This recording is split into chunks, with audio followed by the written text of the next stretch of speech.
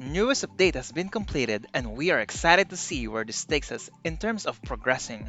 But since we are focusing on emblems today, we're gonna tackle how to efficiently use emblems for your heroes. In my case, it's going to be my main lineup, Luna, Nordak, and Melia.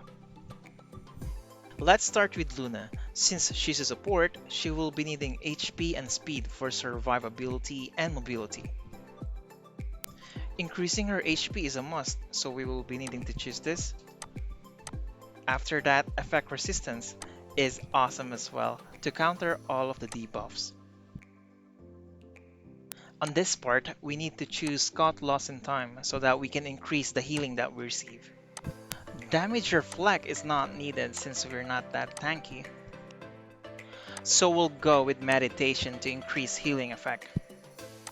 Shield effect is also good so that we can strengthen all of the shield buffs that will be applied to us. Pennies from Heaven would increase our healing effect, so we'll go with that. On the other hand, Selfish would increase our speed, but we need survivability, so we'll pass on that one. To avoid getting bursted, Harsh Transition is promising. Sacrifice Dead would be helpful too, since we can revive allies anyway. Magic Touch is straight up useful so that we can lessen the cooldown of our spells. There are a lot of useful emblems on this part, but we're going to stick with survivability still.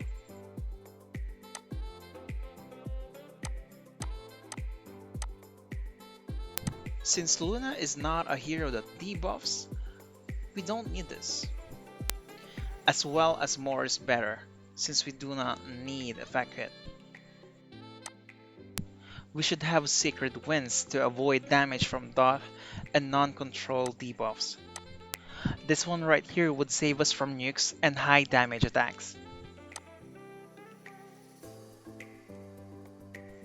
We should choose Grittiness for damage reduction here. On the last part, Blue Streak is the more appropriate for raw speed. Overall, this is the emblem system that we got. You can definitely rely on this so that your support can be tanky, speedy, and be effective on saving your team. Next up is Nordak. Unlike the traditional defense heroes, I'd like to build him offensively, but at the same time he's tanky enough to survive and protect his team. Since we're going to make him offensive, we're going to choose defense and attack emblems here. Let's choose this one, of course, as well as the crit rate, so that we can maximize our crit damage. Unexpected attack should be chosen, as well as the shield slam, since almost every hero has shield today. Damage reflect here would be nice since we have a lot of armor. This one is what we need for damage reduction. Practice makes perfect increases our direct damage, so we'll take that one, as well as the arrogant. Posterior is what we should be picking here, since we have a lot of defense. Under God's Wing is cool, as well as a move with burden. But I do think that we need to give up on our control resistance here, since a lot of supports or a lot of heroes can actually apply debuffs easily with their high effect hit. So let's choose Tenacity this time. Here we should choose Strength Build-Up since Nordak puts a lot of buff on himself. Here, New Lease of Life sounds better, and this one should be chosen for damage reduction. On this part, we're going to choose Unremitting Efforts so that we can heal ourselves from fatal attacks. On the last part, I chose Tough Skin so that we can save any ally from the brink of death, and since Nordak is the only defense hero that I have, this is essential for him. There we go, our offensive/defensive emblems has been completed for Nordak. This will showcase his damage potential and his tankiness. Apart from other defense hero that is mostly all about defense, I suggest you to follow defense and support emblems instead to unlock their inner support potential. Melia is our main attack hero for us to showcase how we can improve her dot damage kit.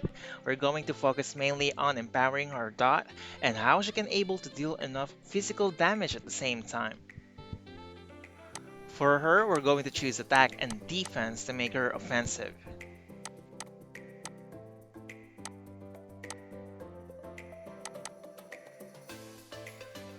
We're going to choose unexpected attack for this one.